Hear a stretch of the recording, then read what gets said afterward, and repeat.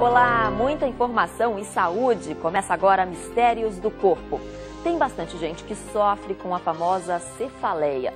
Mas quando o problema é com os pequenos, a consequência pode ser bem mais dolorosa.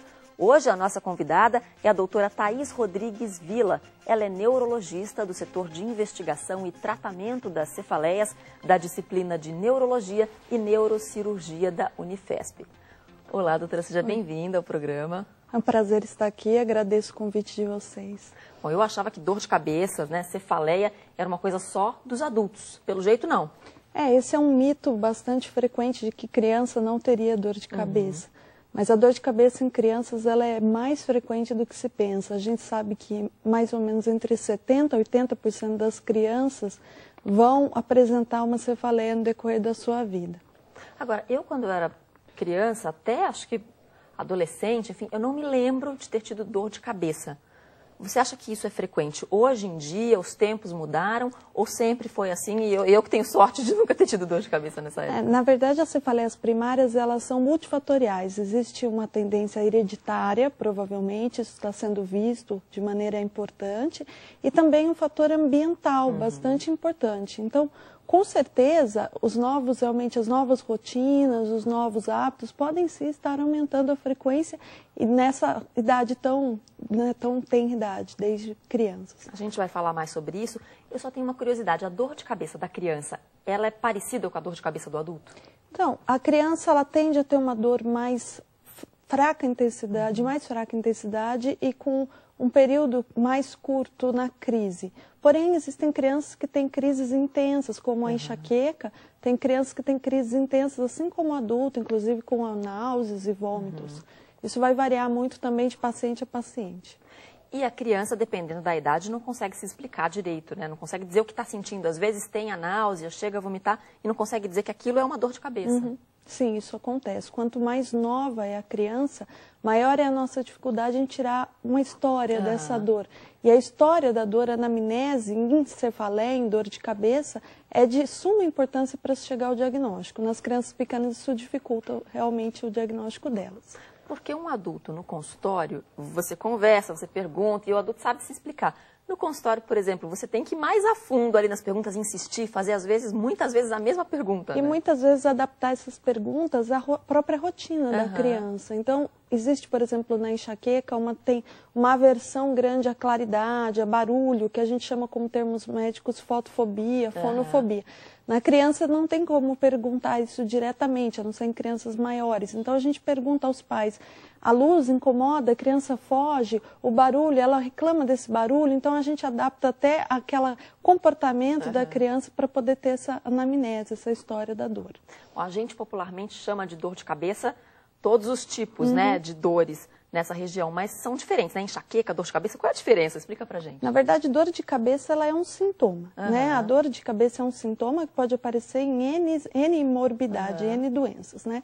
A gente chama de dor de cabeça primária ou cefaleia, que é o termo médico de dor de cabeça, é a mesma coisa. Cefaleias primárias são doenças onde a dor de cabeça é o problema e não é provocada por causas secundárias, ou seja, por um tumor, um trauma craniano. A dor de cabeça é o problema em si. Existem inúmeros tipos, mas de longe as mais comuns são dois tipos, que é a dor de cabeça do tipo tensional e a enxaqueca. São as mais comuns tanto na idade adulta como em crianças. E elas se manifestam de formas diferentes, né? Tem gente que reclama, eu tô com uma dor aqui na frente, tô com uma dor mais atrás, dor nas têmporas. Já se manifesta muito diferente, mesmo tendo o mesmo diagnóstico nas pessoas, por ser uma tendência dela. Na verdade, a gente brinca que cada pessoa tem a sua enxaqueca. Né? Mas a enxaqueca ela tem algumas características, a tensional, outras características, principalmente em relação à intensidade da dor, que na enxaqueca a dor tende a ser mais intensa. O caráter latejante ou pulsátil, que a gente chama que é mais comum, que é mais comum na enxaqueca, exatamente tipo tensional é mais uma dor em peso, em aperto ou pressão. A localização na cabeça, que no tipo tensional é mais difusa, e na enxaqueca tende, não obrigatoriamente, mas tende a ser unilateral, um lado da cabeça, e também na duração. A enxaqueca ela tem uma duração às vezes mais curta, já que a tensional pode durar até muitos dias. E a enxaqueca até 3 dias a crise. Bom, às vezes a gente acorda até com aquela ressaca da dor de cabeça, né? Melhorou, mas você ainda fica até meio tonto, assim. Sim. Você usa muito esse termo tensional. O que é a dor de cabeça tensional? Ela é um tipo de dor de cabeça, esse é o nome mesmo. Existe uma classificação de cefaleias, né? E realmente o nome do diagnóstico é isso, dor de cabeça é cefaleia do tipo tensional.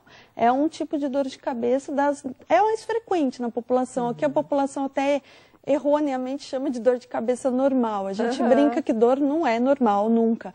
Mas por ser extremamente comum a dor de cabeça do tipo tensional, o paciente tende a chamar de normal. Essa dor normalmente provocada por estímulos estressores do ambiente e de menor intensidade, menor gravidade. Mais comum mesmo na população em geral.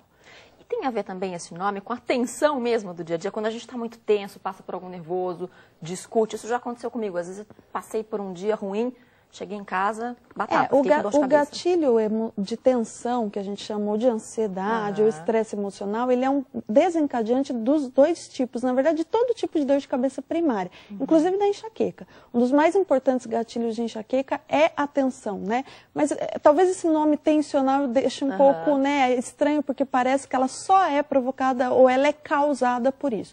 Realmente é o principal gatilho no tipo tensional e não se sabe ainda, até por isso chamado, se existia alguma tensão muscular associada, mas isso não causando, mas também associada na região cervical, na região do pescoço, junto à dor de cabeça.